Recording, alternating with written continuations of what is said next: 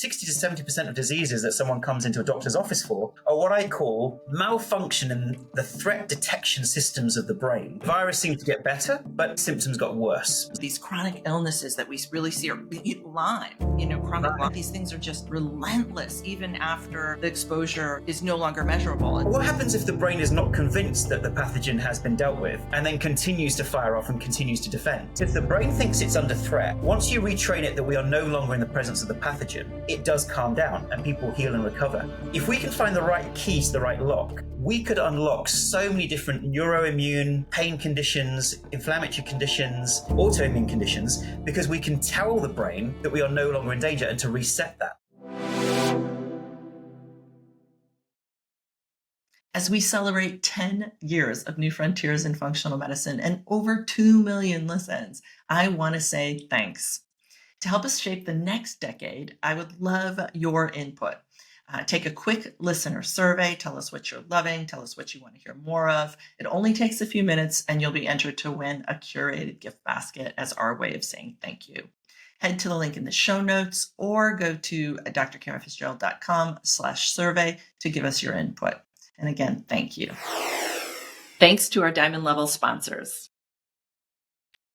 Precision Analytical, creator of the Dutch Test, is launching a new educational program this January. They are offering evidence-based training on key topics like hormone metabolism, interpreting Dutch test results, and therapeutic strategies, including hormone replacement therapy, all aimed at improving patient outcomes. Become a registered provider to gain access to an expansive education hub with ongoing content, including webinars and case studies. Visit dutchtest.com/courses to get started and grow your practice. For over 40 years, the foundation of biotics research has been innovation and quality. Their goals remain unchanged: innovative ideas, carefully researched concepts, and product development with advanced analytical and manufacturing techniques. Biotics nutritional products are of superior quality and effectiveness. They are available exclusively to the healthcare provider. Find them at bioticsresearch.com. Thanks to our gold level sponsors. Vibrant Wellness, transformative lab tests for wellness. Find them at vibrant-wellness.com. Timeline, fueling cellular energy for a lifetime of healthy aging. Find them at timeline.com. Hi, everybody. Welcome to New Frontiers in Functional Medicine, where we are interviewing the best minds in functional medicine. And of course, today is no exception. I'm thrilled to be back again with a friend and colleague, Ashok Gupta, who is the creator of the Gupta Program. We're going to dive into what that is and some of the amazing research that they've conducted over the last, 20 plus years. So his background, Ashok is a speaker, he's a filmmaker, he's a health practitioner dedicated to advancing research on chronic illness. While he was at Cambridge University, he experienced and recovered from MECFS, sparking his research into neuroplasticity and brain retraining. He's since published multiple papers and leads a global stress management clinic focused on conditions like MECFS, fibromyalgia, long COVID, and other neurological centric conditions. He recently published a randomized control trial, actually June 2024, showing significant improvements in sleep, mood, cognitive function in older adults. An international audit in 2024 also found enhanced health and daily function for 14 chronic conditions over 3+ months. His mission is to bridge the gap where mainstream medicine falls short, offering evidence-based integrative solutions for chronic illness. Ashok, welcome again to New Frontiers. I'm delighted to be here. Thank you so much for the invitation. Yeah, absolutely. And we'll, by the way, in the show notes, folks, we'll link to all of his publications and we'll link to our original conversation if you want to, do a deep dive into Ashok's work. So you've published, I think, at least 10 papers to date. You've got at least a couple randomized control trials. And as we were talking offline, your first publication was in 2002, but you published, I think, a white paper in 1999. You've been at this a long time. So what is it and give me a little bit of your background. We cover it in depth on the first podcast, so people can get it there. But give me a little bit of just how you were an engineer, right? Weren't you training as an engineer? Anyway, talk to me about it and how you made this jump into, developing what is now the Gupta program. Sure. Well, like many of us who've come into this arena, it's from our own suffering, our own pain, our own challenges. So I was studying as an undergrad at Cambridge in the mid-90s, living life to the full. And I got a virus. And the virus seemed to get better, but my symptoms got worse, like supreme exhaustion, tiredness, fatigue, gut problems, the whole range of symptoms that we often see in clinical practice. And I would go from doctor to doctor and they would say, oh, don't worry about it, it will go away. Or maybe you got depression, or we don't really understand this. And eventually, as I was sick for then 6 months, then a year, they would say, well, we don't know what you have. We have no diagnostic criteria. We have no treatment. We don't even know what to call it. And you might have this for the rest of your life. Goodbye. And for a young man, that was like a brick wall. And I said to myself, you know what? If I can just get myself 10% well, 30% better, 50% better, I almost made a contract with the universe. I said, if I can just improve my symptoms, I will dedicate the rest of my life to helping others with this condition, because there are hundreds of people I met. We know there's thousands, millions around the world who suffer from these terrible conditions. And it was one important moment. This was a pivotal moment in my life. I was in a bookstore in Cambridge trying to research my way out of this. This is the late 90s. And in those days when we actually went to bookstores to read books and research, and there was a self-help section, and next to it was the neurology section. And there was one book jutting off the shelf. And it just called to me, and I can't explain it. I picked that book off the shelf. It was called The Emotional Life of the Brain by Professor Joseph Ledoux, who was the foremost expert in those years in the amygdala. And I read that book and I said, this is it. This is what is causing my condition. And in an ad hoc way, I came up with a hypothesis as to what caused this condition. So I published that hypothesis in 1999. And then I, in an ad hoc way, retrained my brain, got myself 100% well, and then set up a clinic to treat others. And since then, as you say, we've published many medical papers, actually 4 randomized controlled trials, 2 clinical audits, more RCTs on the way. And it's been my life purpose and lifelong mission now to support people. That's extraordinary. God, what a commitment. I applaud you. I know, just having, some experience in conducting research, it's a huge commitment. It's interesting. Many people have those sort of foxhole prayers, if you will. If I can survive this, I will do, but I don't know that people actually actualize them, to the extent that you have. It's really pretty extraordinary, Ashok, from that original commitment. Yeah. It's huge. It's big. So you realized that that what you were experiencing physically, it was manifesting in your body with all sorts of remarkable changes, was really sourced to your brain, back in the day, and you put together what was probably, relative to now, a rudimentary program that began to resolve your symptoms. Can you just give me just a little bit, what did you first do that changed what you were experiencing enough to know that you were on the right track? Yeah. So in those days, there was a lot of controversy about chronic fatigue syndrome and ME. Is it in the mind? Are people just making it up? Is it yuppie flu?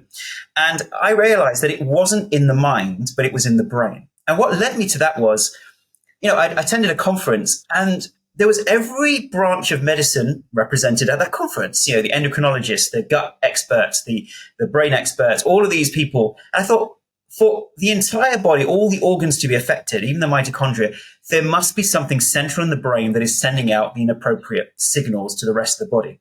And of course, traditionally medicine has been focused on what can be measured. So we can measure certain things in the body. But the brain was a black box. We didn't really know what the brain was doing or how it was functioning. And only in the last 20 years or so, we're getting a much better understanding. So that led me to the understanding or the hypothesis that it's in the brain, but not in the mind. And in an ad hoc way, I started recognizing with just sitting there and going, okay, what is actually going on in my brain that's on the periphery of consciousness that I'm not aware of, and picking up on those subtle cues. And so we might think we're not in control of our immune system, let's say. But actually, there are little signals going on the periphery that actually bring us to awareness that our immune system is about to kick in. So as an example, when we have flu, how do we feel when we have flu? We feel depressed, down, demotivated. Why is that? Well, the immune system is telling us, stop everything, stop running a marathon, let me heal. And so if we pick up on those subtle cues on the periphery of consciousness, we can retrain things which are unconscious and automatic in the body and bring our health back. So that's what I started tuning into with that supreme self-awareness and then coming up with this hypothesis. So it was over many weeks and months, but once I got into the hang of what was going on and started seeing improvement, I realized it's the brain. The brain can be retrained.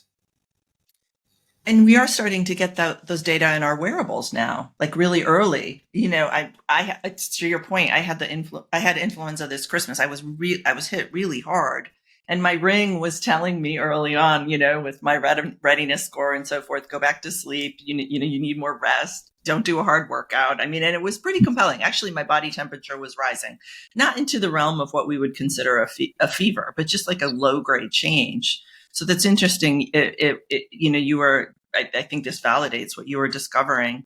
And so I guess, were you able, when you picked up those cues early on, you must have been sitting in some extent of a meditation process, I'm going to guess, but how did you shift out of them? If you had some sense that your immune system was turning on, tell me. Yeah, so exactly. So there's a process of self-awareness that I went through and our clients go through first.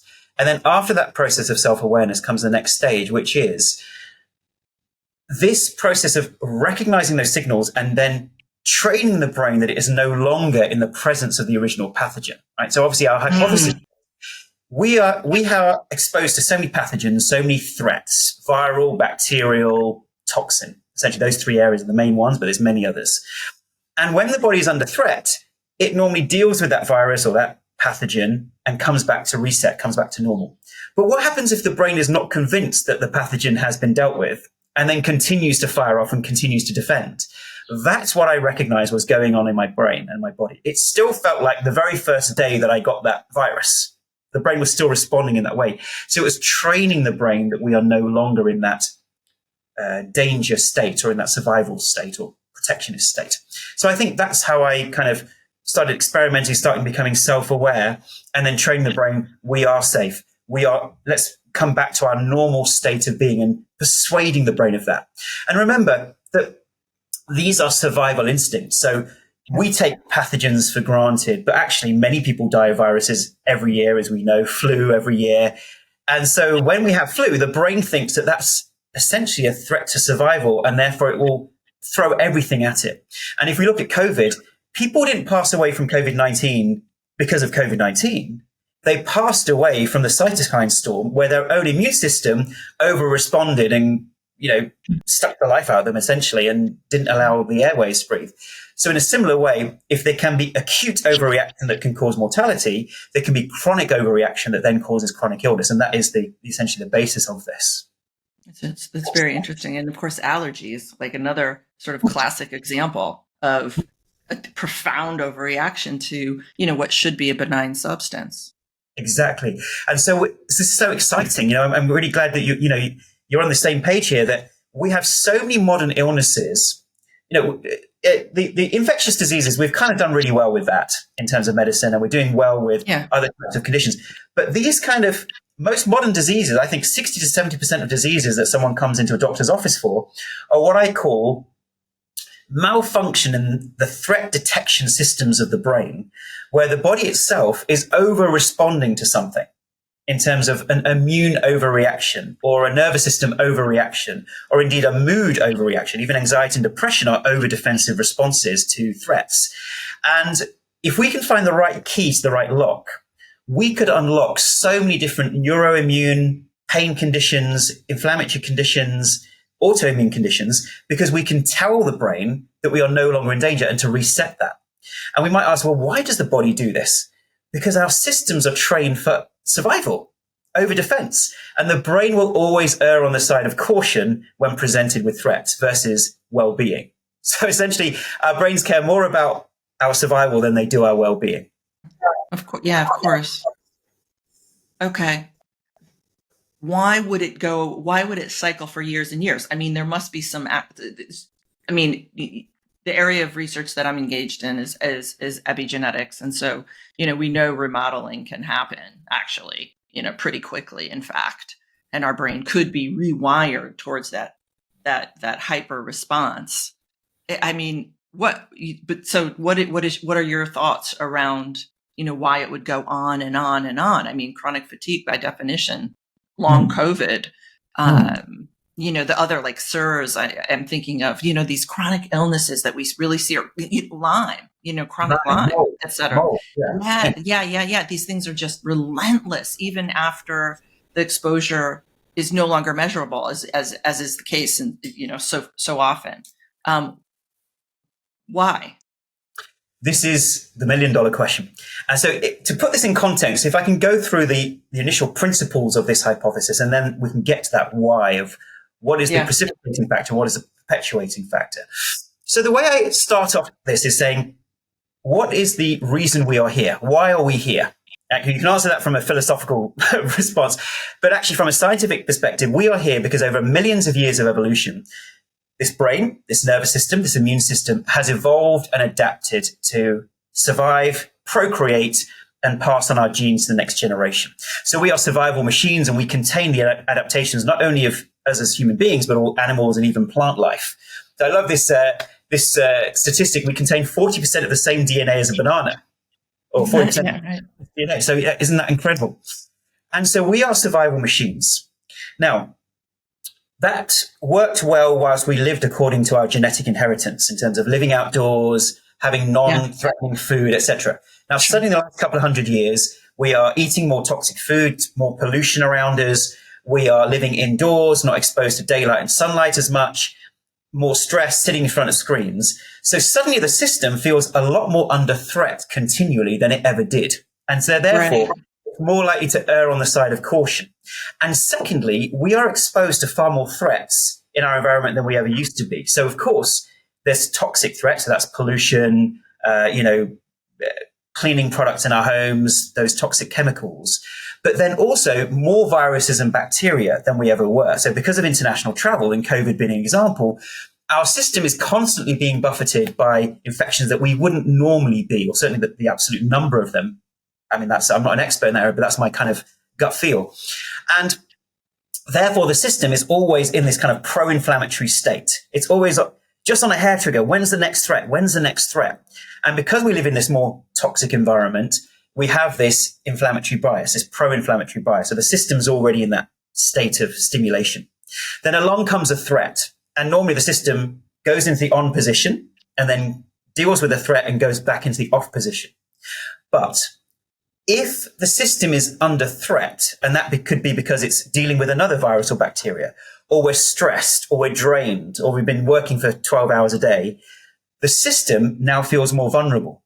So when the threat comes along, the system thinks, as a precipitating factor, oh dear, I may deal with this threat, but what happens if this threat is still present? Yeah. And what then happens, and this is the key piece of brain neurology that sums up what goes on. The brain, when it is managing threats, if it over responds and believes you are vulnerable, it will create new conditioned responses to otherwise meaningless events. And let me explain what that means, because this is a very... give an example. Yeah, give an example of this. So we take COVID, because often, we all know somebody who suffers from long COVID. I mean, it's crazy, the numbers of people. So when the COVID virus comes along, the system normally, for most people, turns on, deals with the virus, goes back to reset. Yeah.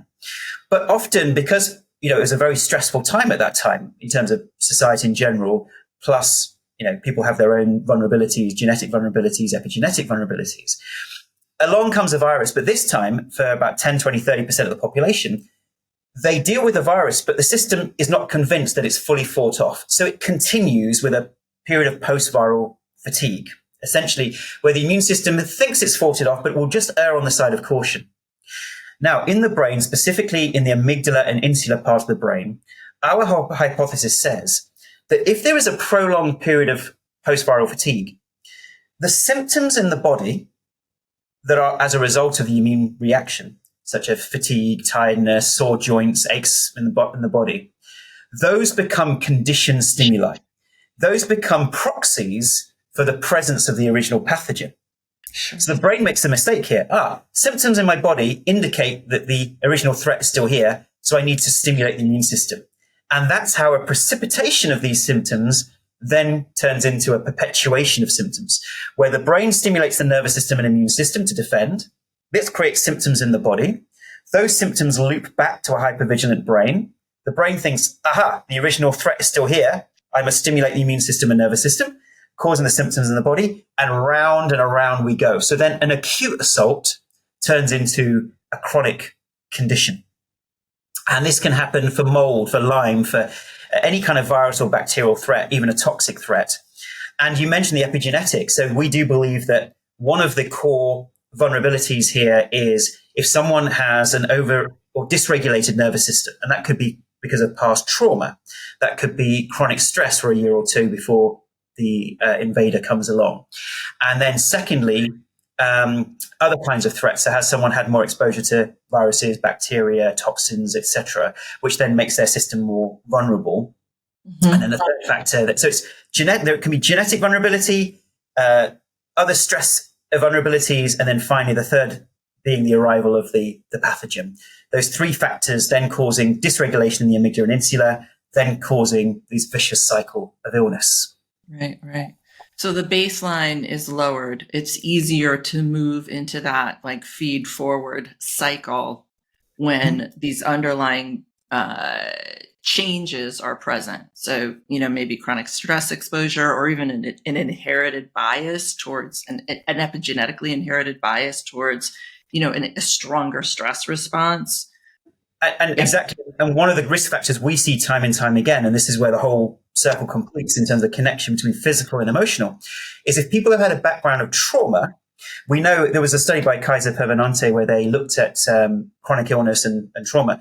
It increased it by a factor of 2 or 3 if you've had a background of trauma. And trauma essentially is your brain recognizing that you've been in a threatening environment during childhood, and therefore the environment around you is potentially more threatening. Now, we see that as PTSD or potentially psychological threat response, but the brain does not differentiate between a psychological threat response, a biological, immunological. It says there are threats in the environment. How do you respond? And that is the key piece of brain neurology, that the amygdala and insula traditionally were thought of in terms of emotional responses, but they are also responsible for pain and immune responses. And therefore, that then completes a circle, and we understand why people with trauma have a higher chance of these conditions. There was a study that really influenced my thinking. I've mentioned it. I mentioned it. It comes to mind frequently, and it was, Dr. Moshe Sef was one of the investigators in this study. He's a mentor of mine, and actually, we have a podcast with him where he talks about it. It was called Project Ice Storm, and it was in Quebec. There was a 2-week-long intense ice storm, and women who were pregnant during that ice storm, whether they experienced the literal stress of, absence of heat, et cetera, just because it was such a difficult, it was a really bad storm, or the emotional stress of storms. So maybe you still have heat, you still, you have all your needs, your physical needs met, but just the stress of being in the storm in whatever way. They gave birth to kids who had higher rates of asthma and autism. So there was a real immunological modulation that occurred, just really validating your experience. It didn't matter if it was a physical stress, a quote, real, or the experience of the emotional experience of the stress. Both of them were the same in outcome. Exactly. I mean, I think it's a fascinating study. I'm going to quote that study now. I think that's amazing. And I think it does start. So we know there's intergenerational trauma. We now know that the gestation period and the stress of the mother can impact on the factory setting of the amygdala and insula in the brain, then the birth experience itself. And in our view, then the first 5 years of life and how much nurture the child receives then really determines how sensitive the nervous system and immune system is to potential threats in the environment. I think that the science is moving forward where we'll be able to diagnose these things. I mean, another podcast was with somebody who's mapped out the placental methylome, so DNA methylation, the epigenetic changes, and is working on really being able to diagnose neurological changes in utero. And then just going back to Dr. Moshe Seth, they've got animal studies where they've corrected PTSD using really simple interventions, vitamin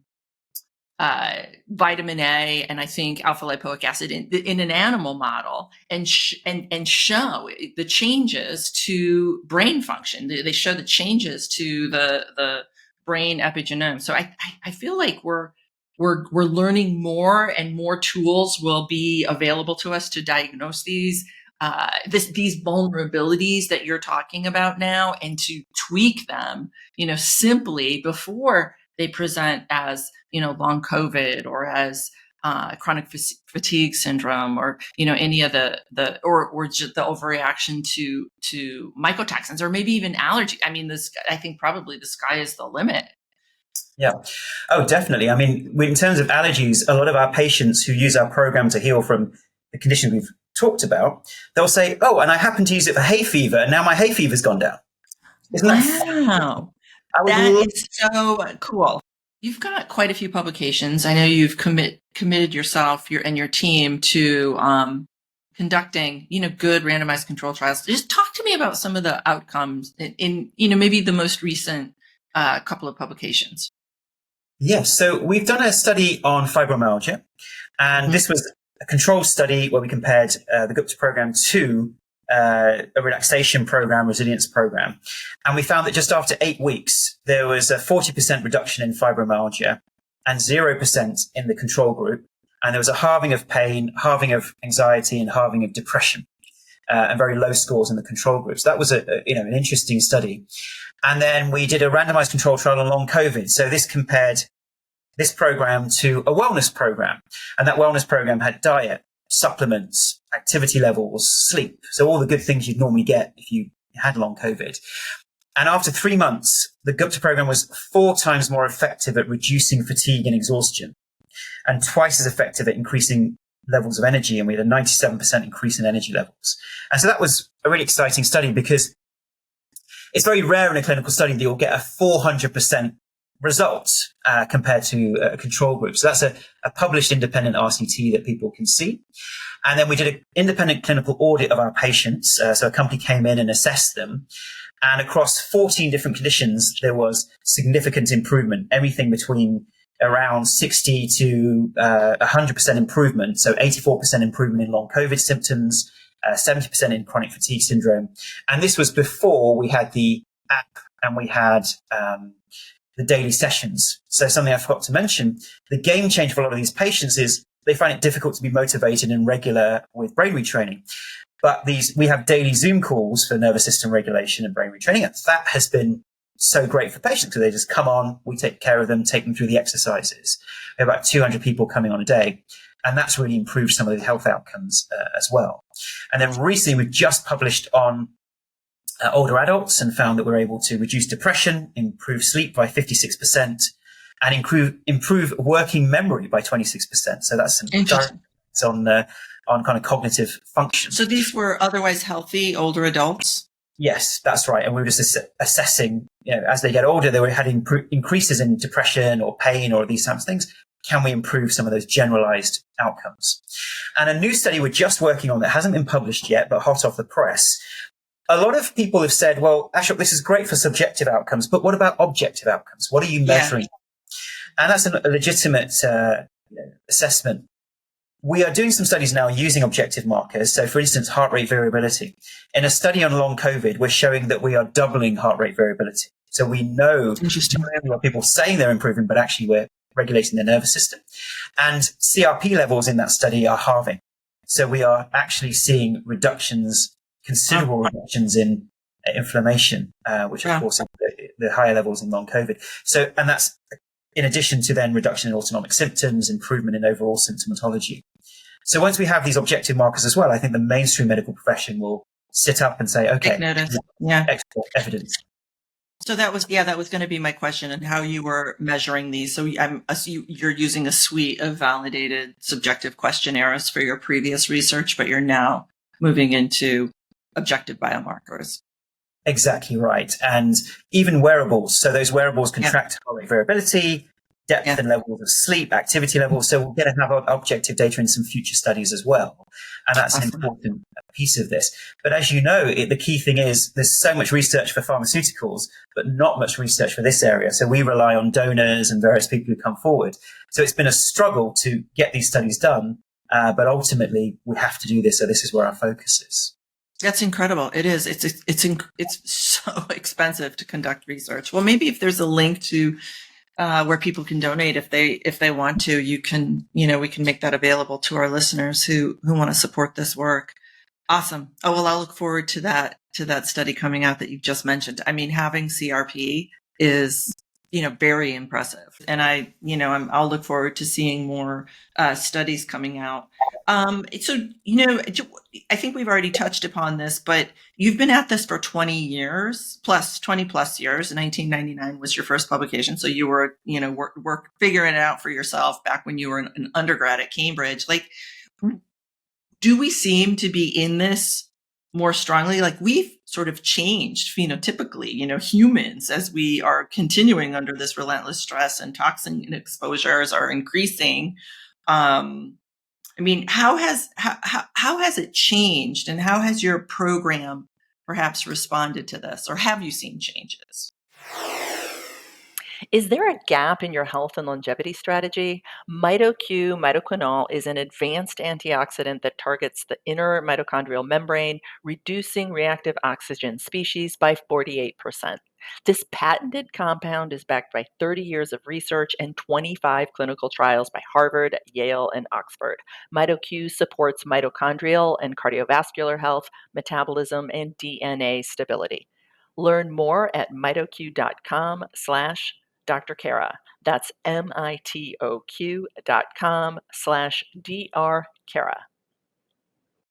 You've likely heard about the longevity benefits of peptides. They're in skincare, supplements, they're everywhere. But not all peptides are created equal. Developed by skin longevity scientists, OS1, which is found in OneSkin topical supplements, penetrates deeper layers of the skin, impacting cellular level biomarkers for visible improvements in lines, wrinkles, and thinning skin. Ready to experience OS1's benefits? Use code Dr. Kara for 15% off your first order at oneskin.co/DRKARA.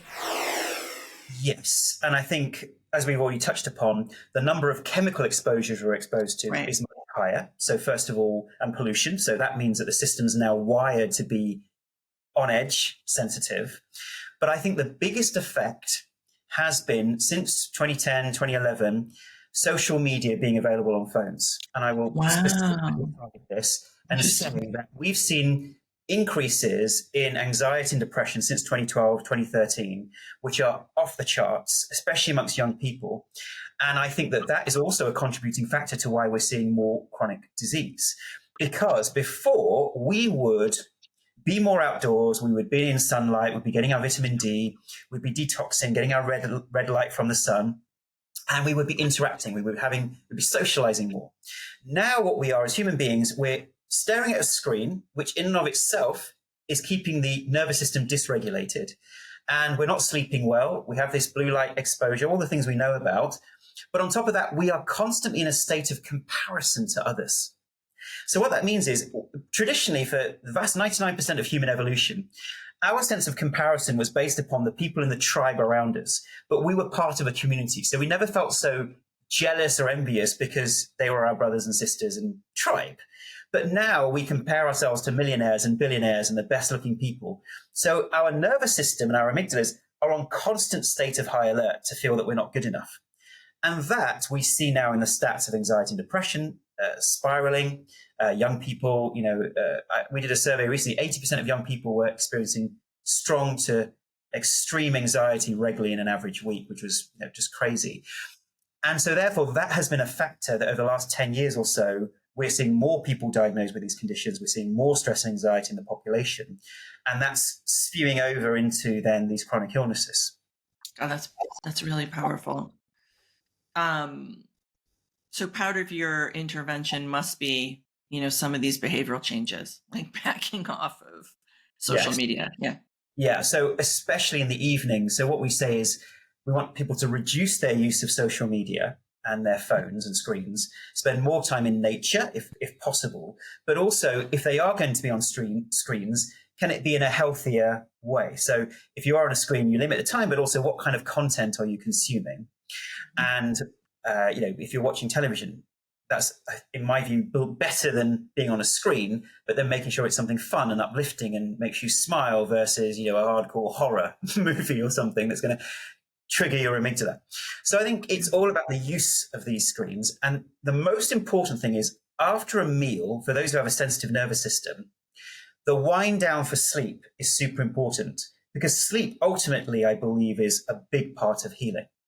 That people are not healing because they're not detoxing, they're not cleaning out their brains because the sleep is not at that depth that is required. So the wind down, just like a baby winds down or a toddler winds down after dinner towards sleep, that's what people with sensitive nervous systems really require to heal.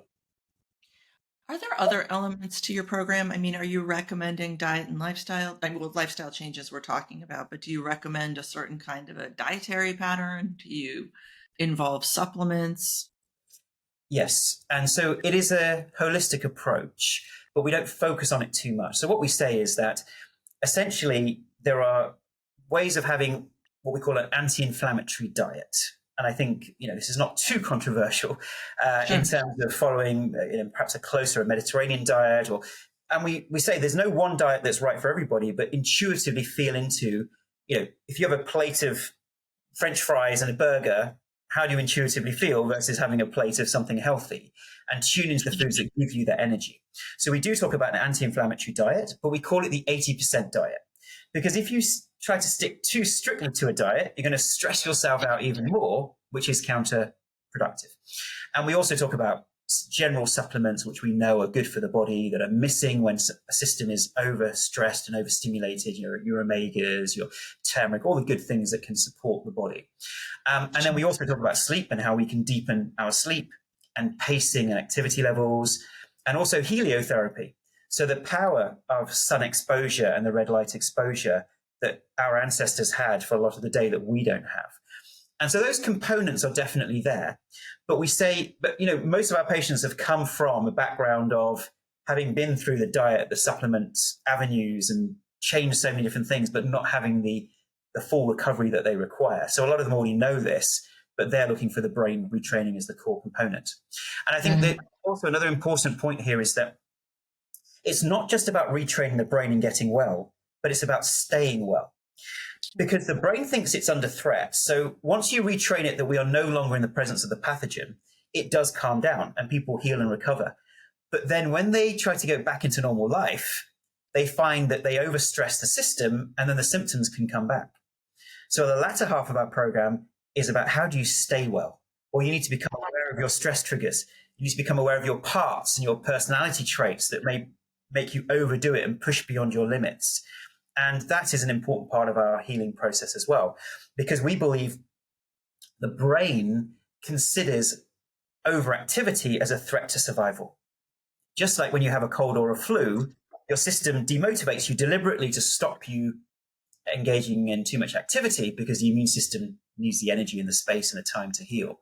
So there's a step-by-step process of rehabilitation back into normal life, and that's an important part of what we do as well. So there are actually 3 R's of the program. So the first is preparing the brain for neuroplasticity. So that's regulating the nervous system, calming it down so it's more neuroplastic. The second stage is then retraining the brain. And the third step is what we call re-engaging with joy. And that essentially is preparing your brain for the rest of your life to not have these dips or relapses, but how you maintain your health in the longer term. Okay. That makes a lot of sense to me. There must be a component of the program. Like I spend some time and attention thinking about what I'm choosing to think about, basically, because I have over many years, and this often happens on my bike, which, I'm on every day, and, I ride to work, it's right over there. And, but I'll have this moment to see, like, am I choosing to engage in sort of positive thinking, or do I find myself like, it seems like those ruts towards thinking in a way that's not productive or really healthy is easy. And there's an intentional movement out of that takes some consciousness. I mean, that must be a piece of the program. I would imagine somebody suffering with a chronic illness, God, any of these are so brutal. You can a fatalistic attitude has to develop. Yes, and you've hit the nail on the head in terms of our system is designed to err on the side of caution. So in order to enable survival, the brain will say, if it's a 50-50, it will still magnify the downside. And we know from psychological studies that we have loss aversion. So we're more averse to losing something than to gaining something. So that shows you we're err on the side of caution. And in retraining the brain, this is not just about negative thoughts, because people think, oh, you're saying it's in the mind. It's not negative thoughts. You're retraining a survival instinct. So it's almost like if you're walking down a dark alley at night and you hear a sound behind you and you're by yourself, right, your brain will fixate on that. It won't care about what you're going to eat tomorrow. It's going to be like your heart's going to thump. Your brain's going to say, you're in danger. What are you going to do about it now? All your survival instincts are there in that moment. Now imagine you've got to train your brain that actually you're completely safe. You're like on a beach. There's not a threatening environment. Now, of course, we're talking psychologically, but imagine you've got to train your brain that thinks you're in the presence of a full-on COVID infection, that it isn't actually there anymore. That's going to require repetition, and it's going to require some very specialized tools. But the amazing thing is, once you're able to learn these tools, everything else is a walk in the park. Because then if you have a negative thinking about something else, or your brain is biasing something that's negative, it's super easy to retrain that. Because if you've retrained a survival instinct, you can retrain these day-to-day fears and worries that we have. That's pretty interesting. I would imagine that people could use this ultimately to live their best life, right? So you come out of the survival mode and then you can go into an expansion, achieving dreams, and kind of use it for some of our, to live their best life. I mean, have you seen that with your patients? Have you seen that kind of transformation? I would say if you ask any of my patients, most of my patients who've been through the full program, they will say this isn't just about healing from this condition. It's a full transformation of stepping into who you choose to be at an authentic level. Because inauthenticity comes from living from fear. And it's essentially a journey from fear to love. That's what the spectrum that we talk about. That our core instincts and our survival instincts are all about fear. Fear is prioritized. And that stops us from doing a lot of things in life, stops us achieving things. It stresses out our nervous system. And when we are able to tame that and turn fear into just a normal caution, then we can recruit all of the energy to live our best life, as you say. So that's really cool, Ashok. I love it. So I want to make sure we touch on, it's funny, I have two thoughts. I have one, we have in our clinical rounds, we were talking about a patient who's on a micro diet, and so many people come to our practice who are struggling with some sort of chronic presentation that's difficult to nail down with classic diagnostic tools.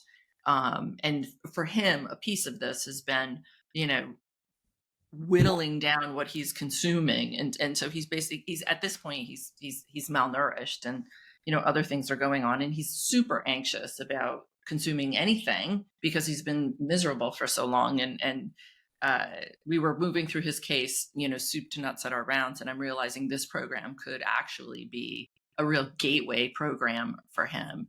I think in functional medicine, or at least in our clinic, we're focused on the biochemistry and the mechanisms, and we have a lot of really good tools, and obviously people come to us, and I think we're successful, but we need to lean on this program more, and it would have been, I will bring that forward in our next rounds and suggest it for this particular case, and just remind us that we need to be thinking about these things and when we can layer the program in. So you'll have comment. Yeah, go ahead. Mm-hmm. I will say that in my humble opinion, I think every patient that is healing from whatever type of condition can at the very least benefit from nervous system regulation, which has so many impacts, obviously, on the gut and the rest of the body and how the body functions. And recently, we were exhibiting at the Integrative Healthcare Symposium. And it was so interesting because as we were meeting lots of clinicians, so naturopaths, functional medicine doctors, they were saying to us, oh, yes, we're recommending your program in addition to the work we're doing. And they said to us, a lot of us as practitioners have gone along this journey where we first start out with chronic conditions and we've done the medications and this and that, and we've then got disillusioned with that because we weren't getting long-term effects. So then we move on to the kind of supplements and diets, and we see some great results with that. However, when we bring in your program, we actually find we get longer-term outcomes. We get the chronic illnesses then gradually dissolving away, and people aren't coming back after a year with the same thing or after 2 years. We're getting the longer-term effects. And so they're saying to us, this works as a perfect complement because it truly lives that dream of, we want to do integrative work. We've all come into this field because we were disillusioned with mainstream medicine. And to be truly integrative, dealing with the mind piece as well as the gut, the sleep, all of these things is super, super important. And we love working in a complementary way with those practitioners. Yeah, I mean, I agree with you. For the lasting change, obviously, mind is central. Is absolutely central to the journey. So we're under, I would say, all of us living in this modern world, just to your earlier points, have some degree of reduced resilience because of all the myriad exposures that you've already stated. How do we take care of ourselves? What are some day-to-day go-tos, must-dos to minimize our chances of moving into this, this really problematic, feed-forward cycle of sort of brain-centric chronic illness? I like to describe it as the bucket theory. So essentially, we have a bucket of stress we can handle. And I know many people use this analogy. And into that bucket goes our physical stresses. So that's the chemicals and toxins we're exposed to if we're pushing our physical body too hard, like not sleeping well, etc. So that goes in there. And then emotional stress. So that's work stress, family stress, our own kind of insecurities. That all gets put into the bucket, and so on and so on. How many viruses, bacteria exposed to. All of this goes into the bucket. And the more the bucket fills up with water, eventually the water comes over the edge, and that's when we get illness. And if the bucket is too filled and the illness itself causes the bucket to be filled, then we can an acute illness can turn into a chronic illness. So we've got to put holes in the bottom of this bucket to drain away the cumulative stress that is occurring. And the way I like to look at it, we call it the MEND protocol. So that's MEND, the 4 key pillars of health. So M is mind. And we think that's obviously, from our perspective, the most important or very important. So that is daily, how are we keeping our nervous system regulated? And the easiest way is so popular now, breath work, meditation, relaxation techniques. Every day in our modern world now, it is absolutely imperative that all of us do something that calms our mind. And if it's for you just having a massage or sitting in a jacuzzi or whatever it is that helps us relax is super important. Then E for exercise. We know this is obvious. We've got to be exercising our body physically, raising our heart rate, strength training, getting the detoxification systems moving. Then N is for nighttime routine. So that's our sleep, getting our sleep well. At least 7 or 8 hours, getting the depth of sleep as long as possible at the deepest level to enable detoxification and all the good things that sleep does. And then D for diet. That's obviously the diet, the supplements, the good eating habits. And then finally, S. So it's MEND with an S, MENDS. That's not too much of a illustration, but essentially S is for social. We know that we are now becoming more isolated, more lonely as a civilization, which is supremely ironic given social media. Socializing is so important, feeling that sense of connection, feeling that sense that we are supported by people around us, then also gives us good health. And we know that the number one risk factor for all-cause mortality is not smoking, it's not drinking, it's not obesity, it's actually loneliness is the number one risk factor. And so these are all things that we can do to lower the stress in our bucket. But if you want to say there's one thing that can do it across the population, it would be, for me, daily regulation through breath work and meditation. And a 2015 study that Harvard did that should have been front page news around the world, they tracked people for a year in terms of their usage of medical facilities. That was doctors and hospitals. They then taught the group meditation, essentially, and they did some resilience tools, but the core of it was daily regulation of your nervous system for at least 20 minutes. They then followed that same population for another year, and they had a control group. They found a 42% reduction in healthcare utilization in terms of visits to a doctor and visits to a hospital. Now, 42%. Wow. Now, if that was a medication, that would now be the miracle drug of the 21st century. It would be prescribed to every single person on the planet. And yet we have this massive study that was done with Harvard. It's 5,000 people, and I'll send you the study. And that study, right now we know the political situation. We know that there's potentially opportunities for alternative healthcare to come into the mainstream. This is what they need to look at, is that study was absolutely definitive. Teach people meditation every day, twice a day, and you will see reductions in healthcare utilization. You will see improvements in overall health. So that is the quickest and easiest way to drain the water out of one's bucket. Well, can you give, what would be like a basic exercise to enter into a meditation practice, in your opinion, that could achieve some of what you're describing? Yeah, so I think we've all heard of breathing techniques. So we can, first of all, start with a few minutes of breath work. And why do we do that? We do that because if you just go straight into meditation, your brain's like in its active mode and suddenly says, hang on, you want me to sit here now? It will rebel against that. So a few minutes of breathing, I'd say 3 to 5 minutes of some deep breath work. And a very simple way is to simply put one hand on the chest, one hand on your belly, and just breathe from your belly. So as you breathe in, your belly comes out. As you breathe out, your belly comes back in. And by doing that, you become more conscious of your breathing, because most of us are shallow breathing up here. We're catching our breath because we're stressed. And as we gradually bring the breath to the belly, that becomes a great way of monitoring how we're shifting our breath work. So that can just 3 or 5 minutes of that can be a good start. And then if people find 20 minutes too long, 10 minutes of just a meditation. And I would say for beginners, start with guided meditation. And so on our app, there are lots and lots of free meditations and breathwork exercises we show people, so people can just use some of those guided techniques, or you can go onto YouTube and find stuff and just start with that. And as you get into your mind will rebel and say, I don't want to do this, or I'm just sitting here thinking for 10 minutes, this isn't working. And we say to people, meditation is not about having a silent mind straight away. Like if you close your eyes and suddenly you don't have any thoughts, check your pulse, because you might be dead. Yeah, that's a really important point. Yeah. It's actually okay to have the thoughts, because that is training. You're training your mind not to be lost in the thoughts, but to be aware that you're having them in the first place. So let your mind have lots of thoughts for 10 minutes. Great. You have the awareness they're there. And with practice, and it will take a few weeks, a couple of weeks, you'll then start noticing, now I'm more aware of my thoughts. I'm not so carried away. I'm more stoical about them. I'm more calm. And then you're training until eventually you'll then start noticing the beneficial effects of a calmer nervous system. But it takes a bit of time first. Just like going to the gym, the very first day, you can't lift weights and go, "Way, I'm done." Your arms are going to, it's going to hurt. Yeah. Practice.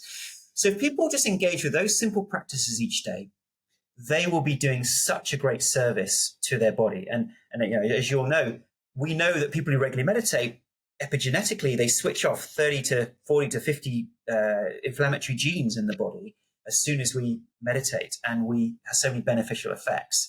So that would be a good starting point. Yeah.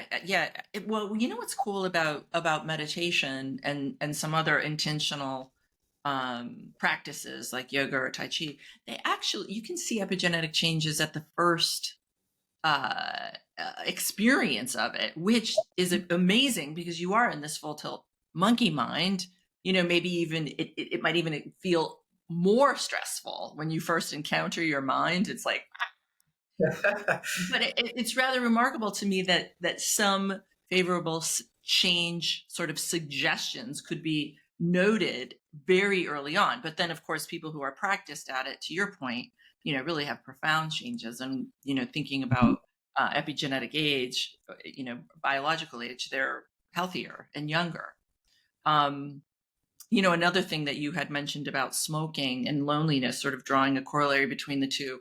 There was another study that showed, looking at epigenetics and epigenetic clocks, smoking loneliness to be as toxic, actually more so than the influence of smoking. So just really profound.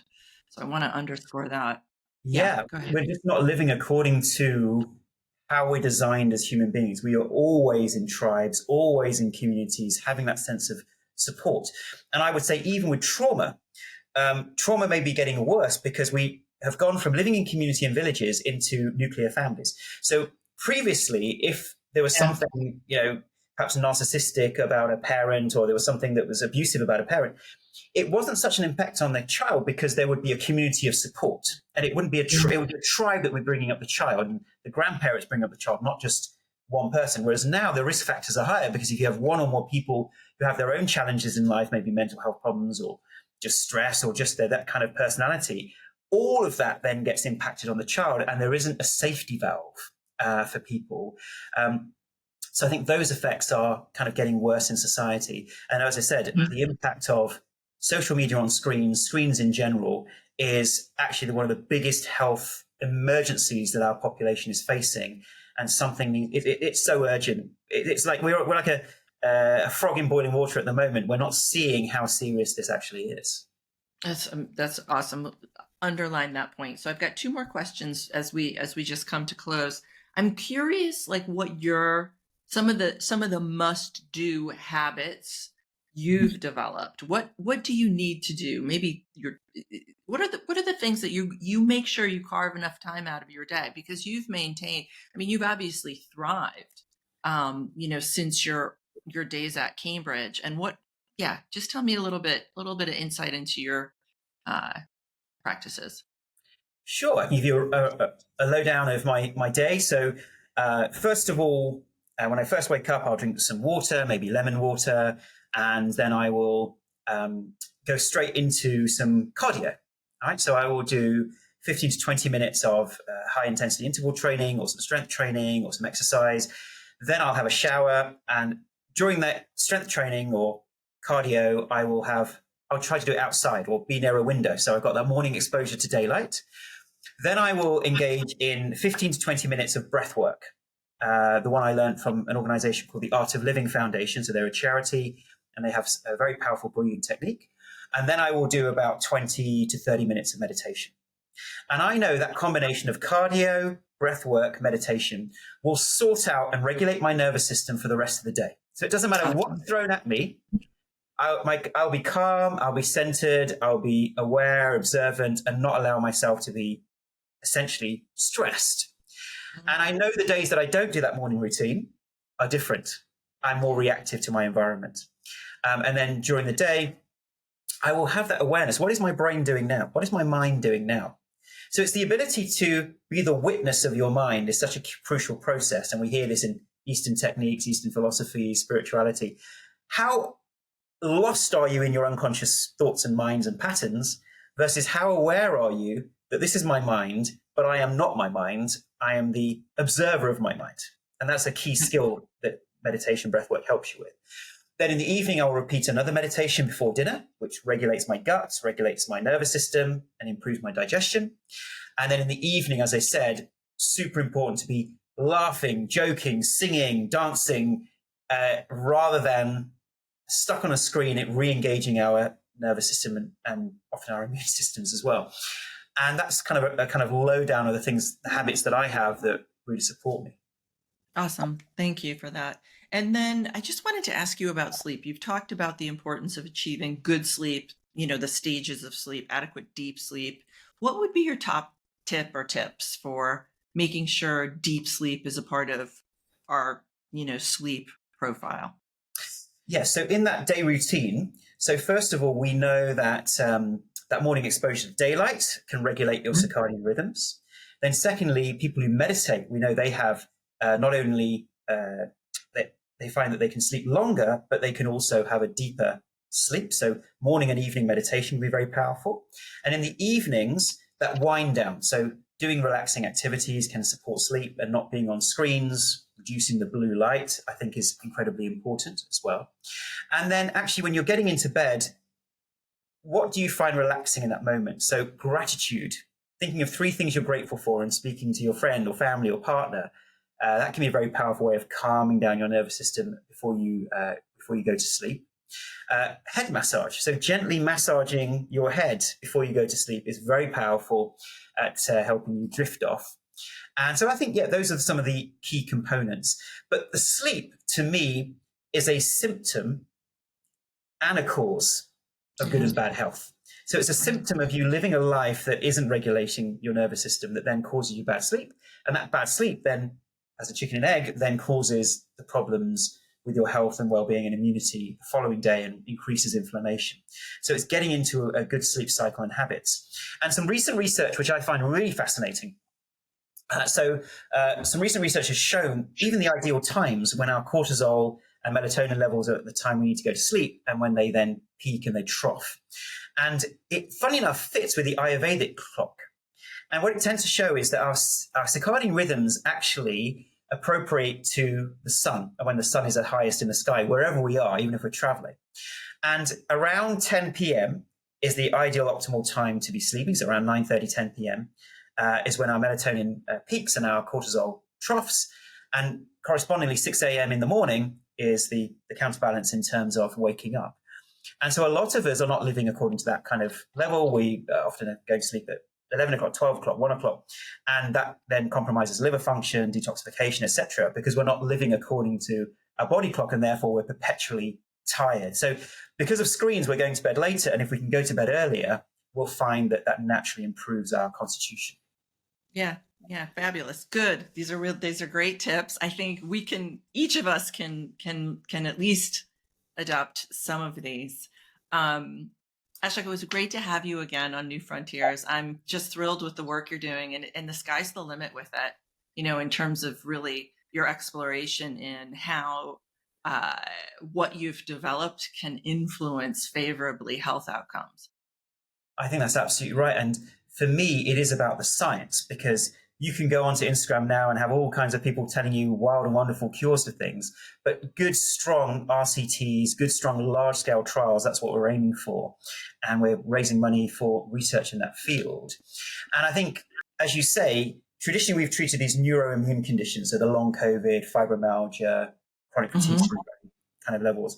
Now we're doing a lot of sensitivity reactions, so that's mold sensitivity, and then food sensitivities, and pain conditions as well. But there's a whole new area of degenerative diseases, autoimmune conditions, MS. So we have had people, this is anecdotal, where they've had MS and they've reversed their MS symptoms using the program, which we never expected, but we've seen. And so if we can adapt the program to a number of different conditions, it could be, as we say, like a universal tonic, where we are putting your nervous system and immune system in the optimal state. Because if the nervous system and immune system is overreactive, your immunity goes down and your well-being goes down. And if it's underactive, then you aren't as effective either. So it's about having this optimal state. And in the modern world, our nervous system and immune system is dysregulated, overstimulated, which gives us vulnerability to so many different diseases, including cancer. So we know overinflammation is a risk factor for cancer, which once again speaks to this model. And we're actually hoping to do some kind of study with cancer to say, can we improve outcomes with having this approach, on top? So I think the future is really exciting. And as we say, it's the right key, the right lock. We can unlock the healing to so many different conditions. Well, on that note, thank you for joining me. And in the show notes, folks, you will find the references that Ashok mentioned, the other podcasts, the things that I mentioned, and also a link to all of the studies and articles that they've published. So thanks again. Thank you so much. As we celebrate 10 years of New Frontiers in Functional Medicine and over 2 million listens, I want to say thanks. To help us shape the next decade, I would love your input. Take a quick listener survey. Tell us what you're loving. Tell us what you want to hear more of. It only takes a few minutes, and you'll be entered to win a curated gift basket as our way of saying thank you. Head to the link in the show notes or go to drkarenfitzgerald.com/survey to give us your input. And again, thank you. Thanks to our Diamond Level sponsors. Precision Analytical, creator of the Dutch test, is launching a new educational program this January. They are offering evidence-based training on key topics like hormone metabolism, interpreting Dutch test results, and therapeutic strategies, including hormone replacement therapy, all aimed at improving patient outcomes. Become a registered provider to gain access to an expansive education hub with ongoing content, including webinars and case studies. Visit dutchtest.com/courses to get started and grow your practice. For over 40 years, the foundation of biotics research has been innovation and quality. Their goals remain unchanged: innovative ideas, carefully researched concepts, and product development with advanced analytical and manufacturing techniques. Biotics nutritional products are of superior quality and effectiveness. They are available exclusively to the healthcare provider. Find them at bioticsresearch.com. Thanks to our gold level sponsors. Vibrant Wellness, transformative lab tests for wellness. Find them at vibrant-wellness.com. Timeline, fueling cellular energy for a lifetime of healthy aging. Find them at timeline.com. Disclaimer. This podcast is for informational purposes only. If you have a specific medical concern or if you have any questions, please speak with your healthcare provider.